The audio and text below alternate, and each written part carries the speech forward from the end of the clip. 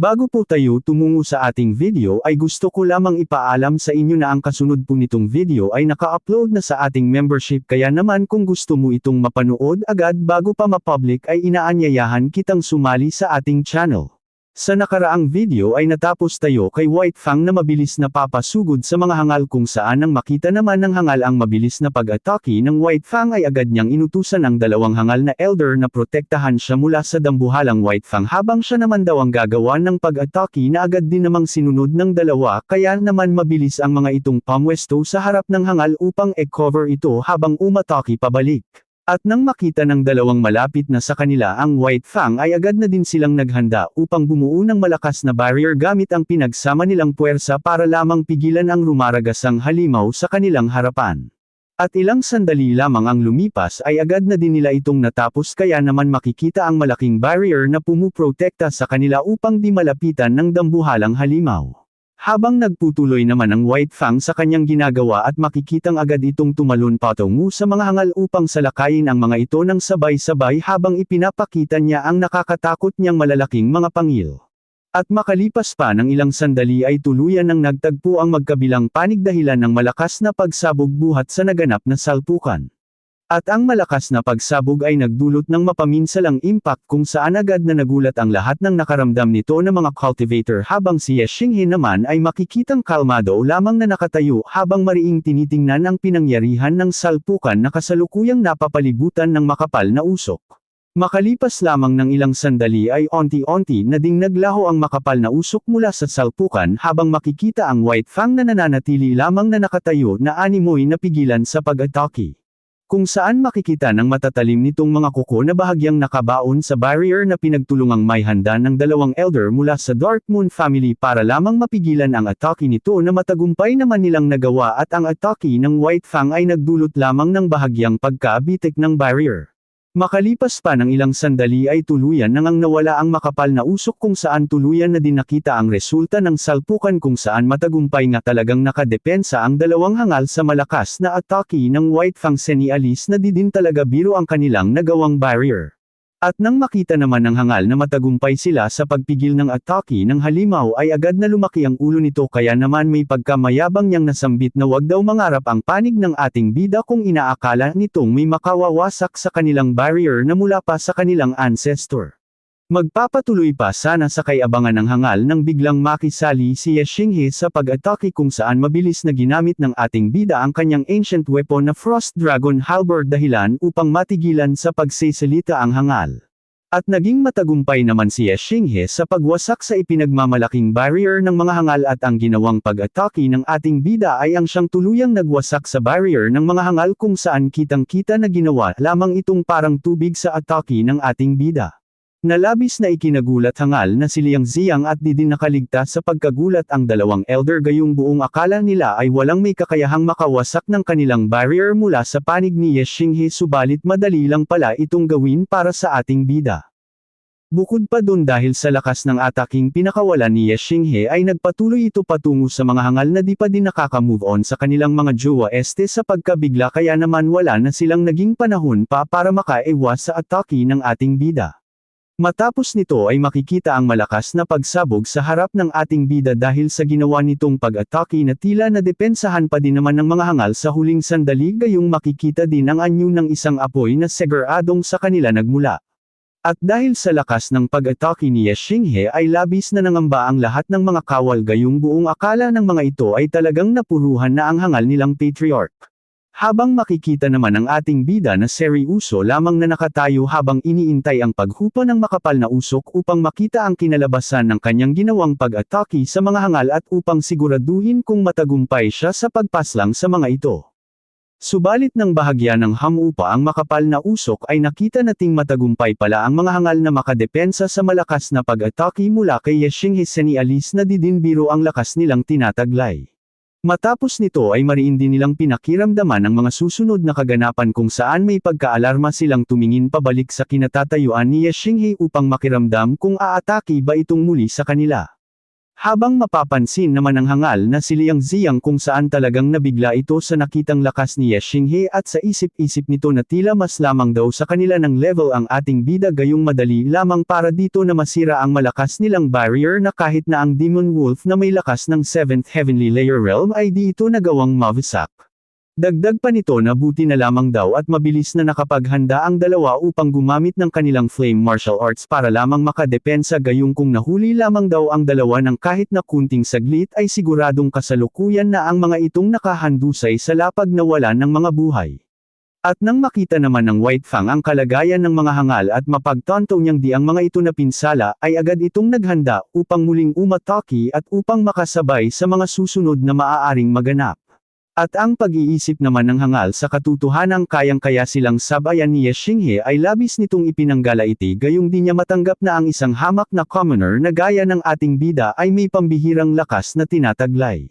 At dahil sa labis na panggagalaiti ay agad din itong kumilos kung saan mabilis na nagtungo ang hangal sa harapan ng dalawa niyang kasamahan upang magsigawa ng hakbang laban sa ating bida. Kung saan makikitang may panggagalaiti niyang sinambit sa dalawa na magsama-sama daw sila upang labanan si Ye Xinghe upang mabilis lamang nila itong mapuslang at isusunod daw nila ay ang mga commoner na nakikipaglaban sa kanilang mga kawal.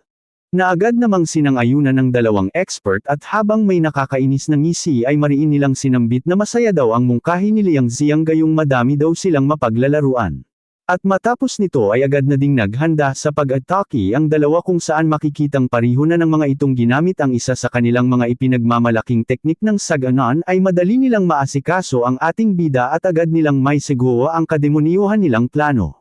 At nang makita ng hangal na si Liang Ziyang na naghanda na ang kanyang mga kasamahan kaya naman agad na din siyang naghanda ng isang pag-atake patungo kay Ye Xinghe habang may pagkamayabang niyang sinasambit na gagawin daw niyang barbecue ang katawan ni Ye Xinghe na madalas niyang ginagawa sa mga taksil nilang kasamahan. At agad ding natapos ang hangal sa kanyang paghahanda dahilan upang agad na din ito nitong ibato kay Ye Xinghe kung saan makikita ang nakakatakot na pag-atake ng hangal sa anyo ng isang apoy habang kalmado lamang itong iniintay ng ating bida. At makalipas pa ng ilang sandali ay tuluyan na ding tumama ang atake ni Liang Ziyang na madali lamang na naiwasan ng ating bida haang may seryosong ekspresyon sa mukha nito.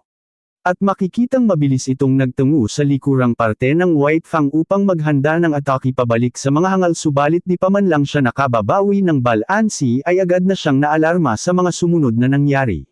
Kung saan makikita sa harapan ni Ye Xinghe ang magkakasunod na pag-atake ng tatlong hangal na malapit ng tumama sa kanilang kinatatayuan at ang sa lakas ng pinagsama-samang atake ng tatlo ay agad niyang napagtanto na wala silang kakayahang makadepensa dito.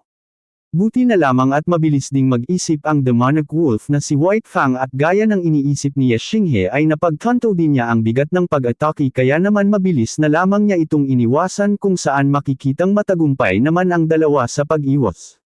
At nang matapos nito ay agad na nagbigay ang White Fang ang nakakatakot na pag-ingil ni Alice na talagang handa na din itong lumaban ng buo niyang lakas dahil sa panggagalaiti sa kahangalan ng tatlo.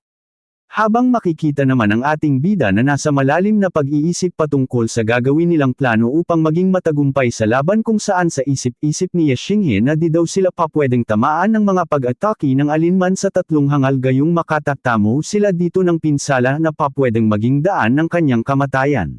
Sambit pa ni Ye Xinghe na bagaman daw at alam niya ang tunay na lakas ng White Fang kung saan mas malakas ito sa tatlong hangal subalit di din magiging madali ang pakikipaglaban nila sa tatlo gayong mga sanay na ang mga ito sa labanan.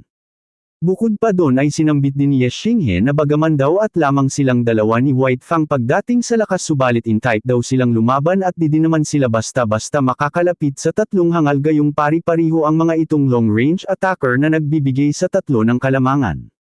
At gaya daw ng kanyang inaasahan ay di magiging madali ang pakikipaglaban sa mga cultivator na nasa antas na ng 7th Heavenly Layer Realm lalong-lalo na at tatlo pa ang mga ito na pari-parihong mga flame martial artist na isa sa pinakamahirap malakabang uri ng cultivator. Habang makikita naman ang kabilang panig kung saan mapapansin ang tila bahagyang pagngiti ng hangal na si Liang Ziyang gayong napagtanto nitong epektibo sa ating mga bida ang kanilang planong lumaban ng malayuan at umatake ng may distansya gayong nakikita daw niyang nahihirapan na si Ye Xinghe isip ng plano para labanan sila. Saglit lang mga idol, bago tayo magpatuloy ay bibigyan ko muna kayo ng ilang segundo para i-hit ang subscribe button pati na rin ang bell icon, kung saan libre lamang ito, at bukod pa dun ay malaking tulong sa amin ang inyong suporta. Thank you sa lahat ng nag-subscribe at nag-like ng video. Matapos ng kaunting patalastas ay bumalik ang eksena sa dalawang panig na naglalaban, kung saan makikitang bahagya pa ang mga itong nagkatitigan na parabang nakikiramdam sa mga susunod na kaganapan, o di kaya naman ay nahulog na ang kanilang mga loob sa isa't isa at ang labanan ay mauuwi na lamang sa matamis na pagmamahalan. At makalipa pa ng ilang sandali ay agad na napagtanto ni Ye Xinghe na di nila pa pwedeng puwersahing makalapit, gayong sa oras na tamaan sila ng pag-atake mula sa mga hangal ay makakatamo silang dalawa ni White Fang ng malubhang pinsala, dahil di din biro ang flame martial arts na pinakakawalan ng mga ito. Nang biglang makaisip ang ating bida ng isang plano kung papaano makakalaban sa tatlo, at ang naisip niyang magandang plano ay agad niyang ipinaalam sa White Fang sa pamamagitan ng pagbulong nito dito, gayong naiintindihan naman siya ng demonic wolf dahil napaka-misteryoso ng lahi nito. At ang pagbulong naman ni Ye Xinghe sa White Fang ay agad na napansin ng hangal na si Liang Ziyang dahilan upang ma-curious ito sa plano ng ating bida, subalit bago pa niya yun malaman ay agad na ding naunawaan ng White Fang ang kanyang gagawin dahilan upang mabilis na itong kumilos ayon sa kanilang plano ng ating bida bago pa sila maunahan ng mga hangal at mapurnada pa ang kanilang pinaplano. Mabilis na nagtungo ang White Fang palayo sa tatlong hangal upang agad na isagawa ang kanilang pinlano kasama ni Ye Xinghe, at ang direksyon na punatutunguhan ng White Fang ay sa kung nahahaan nagaganap ang labanan ng lahat sa di malamang dahilan. Nalabis namang ikinagulat ng tatlong hangal na umabot pa sa puntong mapatanong na lang ang hangal na si Liang Ziyang sa kung anong gustong gawin ng ating mga bida, at mabilis itong dumistasya sa kanila na animoy natatakot sa kanilang mga naglalagablab na apoy. Habang makikita namang labis na lamang ang pagkaalarma ng lahat ng mga kawal ng Dartmouth family nang mapagtanto nilang sa kanila ang tungo ni Ye Xinghe sakay ng dambuhalang White Fang na may napakabangis na ekspresyon sa pagmumuka na animoy lamok na uhaw sa dugo. Maya-maya pa ay tuluyan ng palm attack ang matinding dilubyo sa mga kawal, dahil makikita na ang ating bida kasama ang White Fang na walang awa silang sinasalasa, habang maririnig na sinasambit ng ating bida na kailangan daw nilang unahing pagpapapaslangan ang lahat ng kawal upang mabawasan ang madaming bilang ng mga ito. Nalabis naman ikinagulantang ng mga hangal dahil di nila inaasahang sasamantalahin ng ating bida ang kanyang kalamangan sa kanyang mga kawal, at ito ang pagdidiskitsahan dahil lamang sa di ito makalapit sa kanilang tatlo. At dahil sa pagkaalarma at pag-aalalang maubos ang kanyang mga tauhan ay agad itong nagpakawala ng malawakang pag-atake sa ating bida ng di nag-iisip, at dahil sa ginawa niyang ito ay tuluyan na siyang nahulog sa mga plano ni Ye Xinghe. Habang ang malakas naman na pag-atake ay agad na nakita ng White Fang na may pagkaseryusong napatingin dito. Maayos na pamwesto ang dambuhalang White Fang sa harap ng madaming kawal ayon sa kanilang napagplanuhan, habang iniintay nito ang pagtama ng atake ng hangal, at sa sobrang laki ng kanyang katawan ay matagumpay niya itong natakpan dahilan upang di agad makagawa ng kilos ang lahat ng mga kawal. At sa huling sandali bago pa tumama ang pag-atake ay agad na din itong umiwas, kaya naman kasalukuyan ng sumambulat ang dambuhalang apoy sa lahat ng kawal na makikitang labis na nakaramdam ng takot na habang walang magawa kundi ang mapahiling na lang sa kalangitan na makaligtas panawa sila sa atake ng sarili nilang patriarch. Ilang sandali pa ang lumipas at tuluyan nang ang tumama sa lahat ng kawal ang ataking pinakawalan ng mangmang nilang patriarch na basta-basta na lang umatake ng di nag-iisip, kaya naman sila pa ang nagdusa sa sarili nitong mga kilos, kung saan makikitang sa lakas ng pag-atake ay siguradong magiging barbecue ang lahat ng tatamaan nitong kawal. At nang makita naman ng manggang na si Liang Ziyang ang nangyari at idinulot ng mabilisan niyang pag-atake ay labis na lamang siyang nagulantang, gayong di na niya napag-isipan pang baka nga tamaan niya ang sarili niyang mga kawal kung aatake siya ng walang ingat, subalit huli na ang lahat para sa kanya, gayong madami nang natupok dahil sa kanyang kamangmangan. At sa isip-isip niya ay lubha daw na napakatalino ni Ye Xinghe, gayong nakapag-isip pa ito ng plano para hadlangan silang makapagbitaw ng mga pangmalayuang pag-atake patungo sa kanya, dahil sa pamamagitan ng pagpunta nito sa gitna ay di sila maaaring umatake ng flame martial arts dahil mapipinsala din ang kanilang mga tauhan na nakakalat sa buong paligid. Dagdag pa ng hangal na si din daw naman sila pa pwedeng sumugal sa pag-atake, gayong batid niyang madali lamang para sa ating mga bida ang umiwas sa kanilang flame martial arts dahil sa liliksi ng mga ito at tanging mga kawal lamang niya ang kanyang tatamaan. Habang makikita naman ang ating bida na patuloy pa ding nananalasa sa battleground at ang lahat ng mga kawal na kanyang maderaan ay walang awan niyang pinapaslang at pinagyayelo na nagiging sanhi ng pagkaubos ng mga kawal sa paligid. Makikita ding maging ang lahat ng mga kasapi ni Ye Xingheng expert kasama na si Zia Yuning ay gayon din ang ginagawa kung saan walang awa nilang pinapaslang ang lahat ng kawal ng Dark Moon family na malapit sa kanilang kinatatayuan. At habang nanunood ang hangal na si Liang Ziyang na walang magawa kundi ang manggalaiti na lamang ay napamura na lamang sa isang gilid gayong malinaw pa sa ikat ng araw na naisuhan na naman siya ng ating bida. At sa sobrang panggagalaiti ng hangal ay di niya namalayang nakapagpanlabas na pala siya ng nakakatakot na aura sa anyo ng isang apoy na labis na ikinatakot ng elder sa kanyang tabi na makikitang napatingin pa sa hangal nilang patriarch. At habang naglalabas ng mainit na aura ay malakas niyang ipinag-utos sa dalawang hangal na elder na mabilis daw na i-active ang Soul Killing Array upang agad daw na maubos ang lahat ng cultivator sa battleground at wala daw siyang pakialam kung madamay man ang lahat ng kanilang mga kawal dahil wala din daw naman itong mga silbi na labis namang ikinagulat ng dalawang elder dahil ngayon lamang nila napagtanto na wala talagang paki-alam ang kanilang patriarch sa kanilang lahat. Maya-maya pa ay marahang sinambit ng isang elder na di daw nila pa pwedeng i-activate ang kanilang Soul Killing Array gayong mariing bilin daw ng kanilang ancestor na gagamitin lamang ito sa kagipitan ng kanilang clan subalit ngayon daw naman ay malaki ang kanilang pag-asang manalo sa digmaan. Na agad din namang tinugunan ng hangal na si Liang Ziyang at Pasigan yang sinambit na wag na daw magsitutol pa ang mga ito dahil siya daw naman ang masusunod sa kanilang clan kaya i-activate na lang nila ng mabilis ang Soul Killing Array dahil di na daw magbabago pa ang kanyang isipan. Dagdag pang paliwanag ng hangal na kung nakikita daw ng dalawang elder ay patuloy ang paglipol ni Ye Xinghe sa kanilang mga tauhan bukod pa dun ay ganun din ang malalakas nitong mga kasamahan kaya naman di daw nila pa pwedeng hayaan na lang na makatakas pa ang mga ito at kailangan nilang mapuslang ngayong araw. Ang malakas namang sinasambit ng hangal na si Liang Ziyang ay malinaw na narinig ni Ye Xinghe kaya naman agad niyang inisip kung ano ang Soul Killing Array na sinasabi ni Liang Ziyang senialis na wala pa talagang alam ang ating bida sa mundo ng cultivation method. Habang nakatingin lang ito sa hangal na si Liang Ziyang na makikita namang labis paring nanggagalaiti sa kanyang kinatatayuan at baka sa mukha nito ang kagustuhang mapuslang si Ye Xinghe anuman ang maging kapalit na sakripisyo.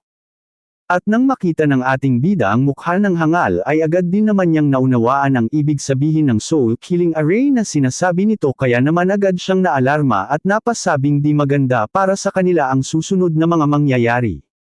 At matapos nito ay mabilis niyang binalaan ang lahat ng kanyang mga kasamahan na magsiatrasan kung saan gagawa daw sila ng kanilang madaraanan para makatakas dahil narinig daw niyang may e-aaktibo daw na array ang Dark Moon family na sa palagay daw niya ay mapanganib para sa kanila kung saan nang marinig naman ito ng kanyang mga kasamahan ay agad na rin silang nagsikilos gayong alam nila ang kakayanan ng isang array formation.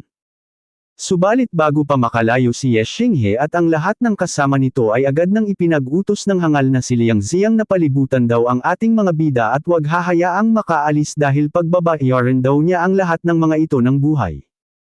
Nalabis namang ikinagulat ng lahat kung saan ang malakas nitong utos ay agad na kumuha ng atensyon ng panig ni Ye Xinghe na makikitang napalingon pa sa ating bida habang agad silang pinalibutan ng madaming bilang ng mga cultivator dahilan para mahirapan silang makatakas. Maya-maya pa ay malakas na sinambit ng hangal sa lahat ng kanyang mga kawal na ang sino man daw na makapaslang kay Ye Xinghe ay makakatanggap sa kanya ng malaking pabuya na nagkakahalaga ng 200 gold taels dahilan upang lalong ganahang makipaglaban ang lahat ng mga kawal ng Dark Moon family habang mapapansin ang pagngiti ng isang hangal na kawal na animoy may kakayahang makapaslang sa ating bida. Abangan sa susunod nating video ang mga magaganap sa labanan kung dahil sa sinambit ni Ye Xinghe ay magiging pangunahin siyang punterya ng bawat isang kawal at ang lahat ay nag-uunahang makapaslang sa kanya dahil sa pabuyang malaking halaga. Bukod pa doon ay muling may ipapakitang panibagong teknik ang ating bida na ngayon lamang niya ginamit sa labanan. Saksihan natin kung gaano kalakas ang bagong teknik ni Ye Xinghe at kung ano pa ang mga susunod na mangyayari sa labanan. Kung nagustuhan niyo ang kwento, huwag kalimutang mag-like at mag-comment, at kung gusto niyo pa ng ibang recap tulad nito, mag-subscribe na. Huwag nidang kalimutang i-hit ang bell icon kung saan may kapangyarihan itong makapagbigay ng signal sa inyong mga cellphone kada upload natin. Thank you mga idol. Hanggang sa muli, mga kaibigan. Paalam.